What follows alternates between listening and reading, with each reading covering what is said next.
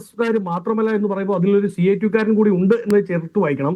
അതായത് സംഘ് പരിവാർ മനസ്സ് ആവേശിച്ച കമ്മ്യൂണിസ്റ്റുകളും ആ കൂട്ടത്തിൽ ഉണ്ട് എന്നത് ചേർത്ത് വായിക്കേണ്ടതാണ്. അതുകൊണ്ടാണ് അദ്ദേഹം അങ്ങനെ പറഞ്ഞത്. രണ്ട്, പാലക്കാട് DCC കഴിഞ്ഞ 2-3 ദിവസങ്ങളായി വളരെ കൃത്യമായി ഇതിൽ പ്രതി ചേർക്കപ്പെട്ടിരിക്കുന്നവരും അതിന്റെ വെളിയിൽ നിൽക്കുന്നവരുമായ സംഘ് പരിവാർക്കാരുടെ രാഷ്ട്രീയ ചരിത്രവും അവരുടെ എല്ലാ ബന്ധങ്ങളും വളരെ കൃത്യമായി തുറന്നു കാണിച്ചുകൊണ്ട് നിങ്ങൾ മാധ്യമങ്ങളുടെ അടുത്ത് എത്തിയിട്ടുണ്ട്.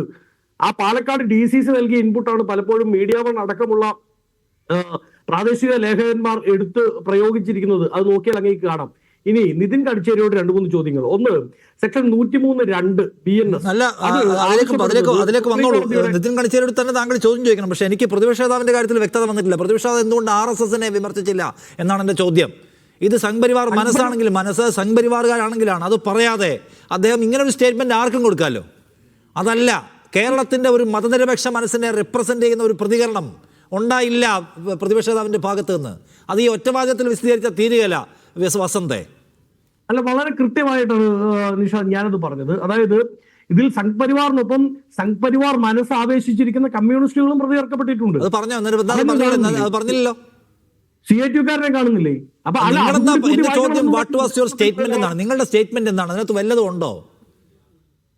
അല്ല, അന്ന് തന്നെ പറയൂ, എന്താ അതിലൊരു കുഴപ്പമുള്ളത്?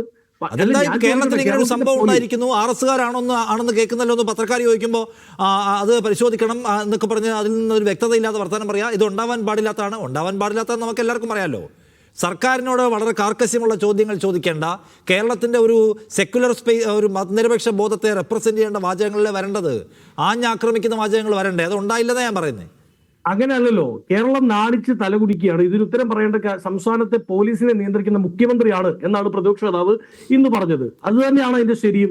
കാരണം നമ്മൾ ഈ സംഘ് പരിവാറിന്റെ വാനരസേനയാവട്ടെ, കുരങ്ങൻ സേനയാവട്ടെ, അങ്ങനെ പല പേരുകളിൽ പ്രത്യക്ഷപ്പെടുന്ന ഈ കൂട്ടർക്ക് കേരളത്തിൽ സ്പേസ് ഉണ്ടാക്കി കൊടുക്കുന്നത് ആരാണ്? ഞാൻ വളരെ കൃത്യമായി നിഷാദ് പറയാം. ഇപ്പോൾ സംഭവിച്ചുകൊണ്ടിരിക്കുന്നത് കഴിഞ്ഞ കാലങ്ങളിൽ നടത്തിയ ഈ നെല്ല് വിതയ്ക്കലുണ്ടല്ലോ, അതിന്റെ വിളവെടുപ്പാണ്. ആ വിളവെടുപ്പിന്റെ ഭാഗമായാണ് ഇന്ന് ഇദ്ദേഹത്തിന് കഴിഞ്ഞ ദിവസം ഇദ്ദേഹം കൊല ചെയ്യപ്പെടുന്നത്. ആ വിളവെടുക്കുന്നതിൻ്റെ അകത്ത് വലിയ പങ്ക് കമ്മ്യൂണിസ്റ്റ് പാർട്ടിക്കുമുണ്ട്. കഴിഞ്ഞ ദിവസം സർക്കാരിനെതിരെ ഒരു പാട്ട് വരുന്നു. ആ പാട്ട് പാടി നടന്ന അത്രയും കാലം ഇവർക്ക് പ്രശ്നമില്ല. ആ പാട്ട് തെരഞ്ഞെടുപ്പിൽ ഉപയോഗിച്ചപ്പോൾ ഇവർക്ക് പ്രശ്നമില്ല.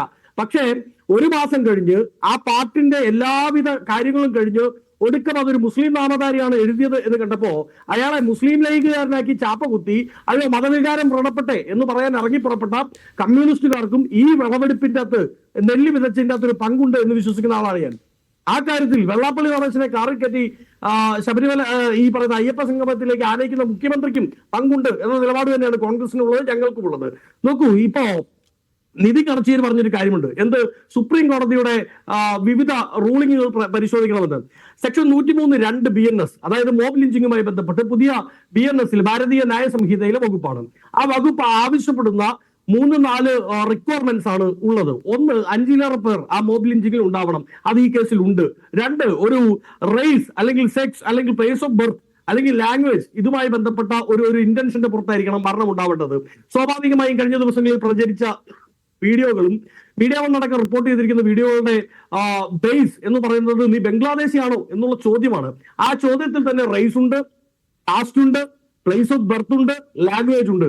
അതായത് അപരവൽക്കരിക്കാൻ തീരുമാനിച്ചിറങ്ങി പുറപ്പെട്ട ഒരു സംഘത്തിന്റെ ഒരു ഇന്റൻഷൻ മനസ്സിലാക്കാൻ ആ വാക്കുകൾ മാത്രം മതി. നീ ബംഗ്ലാദേശിയാണോ എന്ന ഒറ്റവരി ചോദ്യം മാത്രം മതി. സ്വാഭാവികമായും ആ ഇന്റൻഷനും ഇതിൽ പൂർണ്ണാർത്ഥത്തിൽ സാറ്റിസ്ഫൈ ചെയ്യുന്നുണ്ട്. എന്നിട്ടും എന്താണ് കേരളത്തിന്റെ പോലീസിന് ഇത്രമാത്രം മടി? RSSകാർക്കെതിരെ BNS 102(3) ഇടാനും 117(4) ഇടാനും ഇത്രമാത്രം മടി എന്താ? ഏതെങ്കിലും ഒരു പാട്ട് എഴുതുന്ന ഒരാൾക്കെതിരെ മതസ്പർദ്ധ ഉണ്ടാക്കാനുള്ള ലക്ഷ്യത്തോടു കൂടി കരുതി കൂട്ടി എഴുതിയതാണ് എന്ന് പറഞ്ഞുകൊണ്ട് FIR ഇടുന്ന കേരളത്തിന്റെ പോലീസിന് ഒരു മനുഷ്യനെ ഒരു ആൾക്കൂട്ടം തല്ലിക്കൊന്നിട്ട് എന്നിട്ട് അത് നോക്കി നിന്ന് കണ്ടു രസിക്കുന്ന പോലീസായി മാറുന്നത് ഏത് തരത്തിലുള്ള രാഷ്ട്രീയമാണ് എന്ന് നിതിൻ പറയണ്ടേ? നിതിൻ പാലക്കാടുകാരൻ കൂടിയല്ലേ. മാനസികാവസ്ഥ സൃഷ്ടിക്കുന്നതിൽ സർക്കാരിന് പങ്കുണ്ടെന്നാണ്. ഈ BNS-ലെ വകുപ്പുകൾ ചുമത്തുന്നില്ല, അല്ലെങ്കിൽ ഇവർക്ക് നീതി കിട്ടുന്നില്ല, അവർക്ക് ആവശ്യമായ നഷ്ടപരിഹാര തുക കൊടുക്കുന്നില്ല, മൃതദേഹം സമയബന്ധിതമായി എത്തിക്കാൻ പറ്റുന്നില്ല എന്നീ കാര്യത്തിൽ നിങ്ങൾ ഒരു സമരരൂപത്തിൽ പ്രതികരിച്ചിട്ടുണ്ടോ ഇതിനകത്ത്? അല്ലെങ്കിൽ കർക്കശമായ സമീപനം സർക്കാരിനോട് എടുത്തിട്ടുണ്ടോ എപ്പോഴെങ്കിലും ഈ 5 ദിവസത്തിനിടയ്ക്ക്?